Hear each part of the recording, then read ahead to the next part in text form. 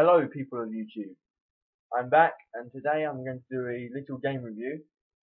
It's an old game, came out in 2010, but it is also a game I bought recently, and one I think is quite underrated thanks to certain reviews from professional game companies such as IGN, who gave it a 4.5 or something.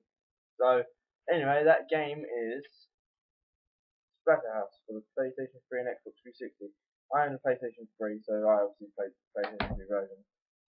So any issues that I may have may not occur in the 360 version. But anyway, so Splatterhouse is a remake of the original Splatterhouse that came out in the arcade years ago. I can't remember the year, but it's basically a remake of that, and it was highly anticipated for loads of years. I'm quite new to the Splatterhouse franchise, so this was a whole new experience for me, and I loved it. It was amazing. Like I said, IGN gave it 4.5. I don't know why this is. They gave it more negatives than positives. They didn't really look at the fun aspects of the game. So I'm going to quickly touch on the graphics because graphics don't really matter, and graphics don't make a game. So graphics, they're okay. Because it's quite an old game, the graphics aren't up to 2012 standards, but they are pretty good. Sometimes there's a little texture glitch where everything goes all too smooth and you can't understand what you're looking at, but it's fine.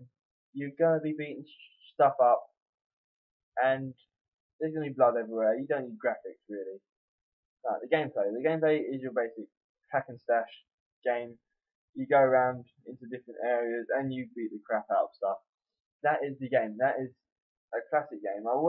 Don't like to compare games with other games, but it does resemble God of War because as you beat stuff up until they get weak, and then you can perform a special move on them, which encourages you mashing a button or doing something with the analog sticks, such like God of War style. But your main weapon is a fist. You punch stuff.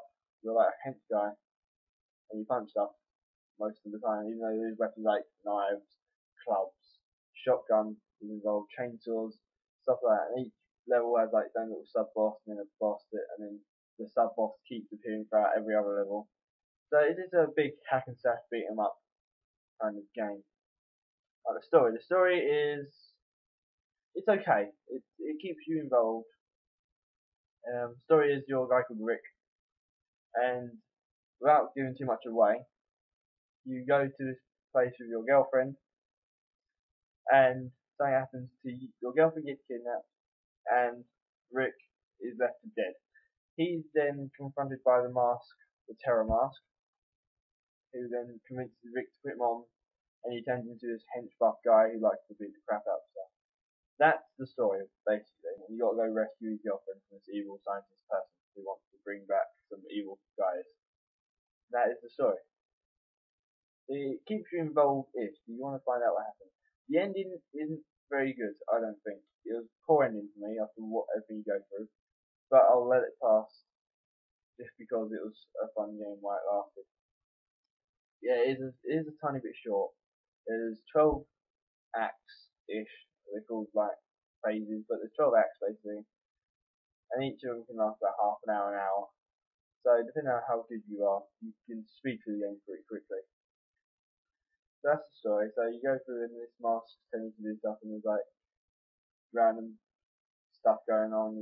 There's like as you go through levels, the mask talks through, and some more of the plot is revealed as you go. So I've gone through the game. So I've gone through the story. I've gone through the graphics. What's left? Collectibles. I don't like collectibles in games. Collectibles annoy me because I'm quite a perfectionist. And when there's something that says out of 12, I need to have 12 out of 12. It is quite an OCD perfectionist thing, but it needs to be done. I don't like it because it wastes my time-ish. But in this game, there are the collectibles of gramophones, where you just listen to like logs or recordings of this crazy scientist man talking. And there's pictures of your girlfriend. These pictures do include boobs, and that's all I'm going to say. I don't know why they put them in there. Just purely to keep people interested, I guess, even though they're not that good of pictures. them using it first, but once you get the first like 12, the humour loses its way. The voice acting in the game is okay. The mask does come across like an evil mask that wants to kill stuff. It is that. Rick doesn't really come along as the scrawny guy that you see at the start. He's quite a scrawny geek guy. So he doesn't come across that when he talks to the mask. It may be because he's got the mask and now pinched. I don't know. But right, issues.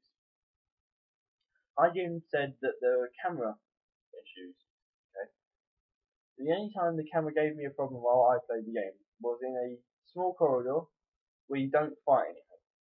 So it didn't really matter. And even if the camera does glitch out during a fight and you can't see what's going on, you press the R3 button, which is that one. Just press that down, and the camera goes straight behind your back, so you can see exactly what you're doing. I don't see why they gave it so much gripe for that. Another problem they had was the frame rate drops. Apparently, in some edition somewhere, a frame rate drops occur. I didn't see any of this in the game, and if they did occur, I didn't notice them. The game was pretty much smooth all the way through. The only time I had a frame rate drop was after a loading screen, and when you was put in a big battle after I died before. So that's the only time it dropped. There was loads of enemies on the screen. It just loaded up. It was quite a lot of process at once. It dropped for like a second, and that wasn't really important because the enemies were over the other side of the room. It doesn't matter. Okay, so the game also goes into the classics, because this is based on the Splatterhouse series, so 3 games in the arcade series, a side-scroller game. The 3 original games are also unlockables as you go through the story, which I thought was a pretty good touch, because it gives nostalgic feeling to the other players who like classic games. And also in the main story, there are little 2D sections where you have to side-scroll and do jumping puzzles and stuff. That isn't really an issue, but it did annoy me because it's just like, why are these here? Because they're not really that long and they don't really serve a purpose other than just to bring nostalgic thoughts. One issue that annoyed me in the game, which doesn't really come up that much apart from this 2D side-scrolling areas, is jumping. The jumping, for me, feels stiff and it feels like he doesn't jump enough than what you expect him to. So when you have to jump on the side-scrolling there, when you have to jump over like a gap, you jump and you expect him to jump more than he does until it pops. And usually you'll then yourself end up finding yourself just hitting the edge of the platform and then sliding into the pit. I don't like the jumping, but thankfully it doesn't include that much of a gameplay thing. It's not a platforming game, it's apart from the middle section. But it still annoys me that the jumping's a bit stiff, but I can look over that. All in all, I think it's a good game. I don't know what IGN were thinking when they gave it a 4.5 or whatever they gave it. They didn't give it a high score, I know that. And that did discourage me to buy it, but I bought it anyway because my friend had it, and he was like, oh, this is awesome. Oh, nearly forgot. The soundtrack. Yes. The soundtrack is amazing. The soundtrack is mostly heavy metal, which I like.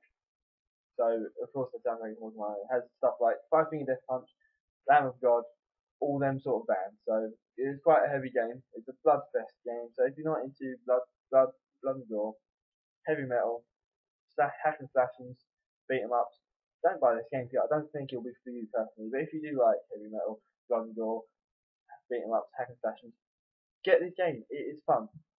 It is a good time, and you get like survival mode, which is hilarious. It's just so much fun. That's my views on the games. If you have any points you wish to point out, comment, please. Anyway, thank you for listening. This is me signing off.